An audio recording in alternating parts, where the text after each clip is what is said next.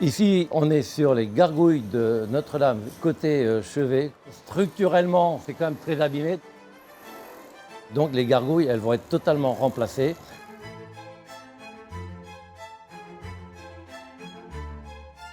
Je m'appelle Pascal Larseneur, je suis sculpteur et je travaille au sein de la restauration de Notre-Dame. Ça fait une quarantaine d'années que je pratique ce métier. Le patrimoine, ça m'a toujours intéressé, mais vraiment très tôt, à l'âge de 14-15 ans, quand je regardais les statues, le statuaire, tout le décor, bestiaire, feuillagé, sculpté sur les monuments historiques, ça me passionnait. Donc j'ai fait ma formation, mon apprentissage à 15-16 ans. Quand on a cette fibre-là, il faut l'exploiter et on arrive à ce qu'on est maintenant, en fait, et fier de réaliser ça. Nous, on opère essentiellement sur le pignon du transept sud et le pignon du transept nord, qui représentent énormément de sculptures. On a plus de 2300 éléments sculptés sur notre intervention dans notre lot à nous. C'est un travail qui demande un savoir-faire, une précision, de haute voltige, on va dire.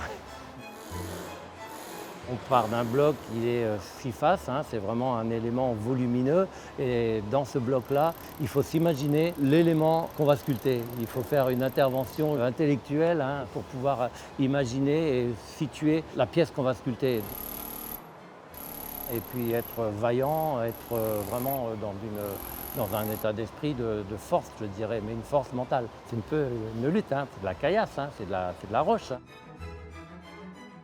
On travaille des matériaux nobles, tels que la pierre, le bois. On ne doit pas se planter, on ne doit pas se rater. C'est pour ça que le coup d'outil est très important. C'est là qu'on donne la vie à la sculpture, la vie à la matière. L'âme, le modèle, il faut qu'il soit plus senti. Par exemple, les feuilles, on va faire passer dessous celle-ci. Bon, je me permets de te prendre les outils parce que c'est comme ça qu'on comprend mieux. Tu vois, ça fonctionne mieux. C'est plus élégant. La sculpture, c'est ça, c'est de l'élégance avant tout. En fait, j'ai mis les éléments en place, mais ça manquait un petit peu de nervosité, de vie. Et quand ça fonctionne pas, j'appelle Pascal à la rescousse. La transmission, important. La transmission, échanger, le fait de voir, c'est génial parce que ça la développe. vision. Bon, voilà, Danae, je ne vais pas tout te faire non plus. Juste une ou deux. Finalement, c'est un apprentissage qui n'est jamais terminé. Moi, je suis un peu frustré d'arriver bientôt à la fin de ma carrière, là, et puis de me dire, mais Pascal, tu as encore plein de choses à apprendre. Tu as encore plein de choses à apprendre. Je m'appelle Davide Vanzo, je suis italien, ça fait 3 ans que je suis en France et 10 mois que je travaille sur Notre-Dame de Paris. Cette gargouille, on a refait la sculpture neuve pour pouvoir reconstruire la tête qui manquait et le corps aussi. On n'a pas fini de la sculpter. En Italie, c'est un peu différent parce qu'ils ont beaucoup de robots.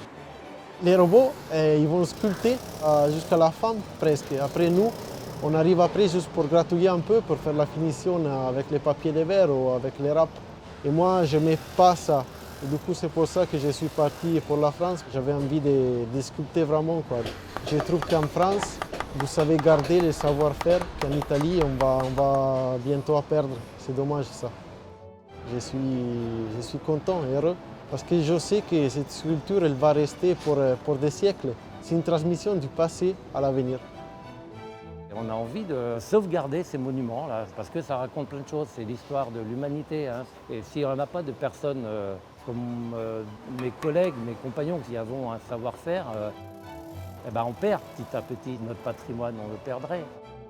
C'est un des plus beaux chantiers, si ce n'est le plus beau chantier de ma carrière.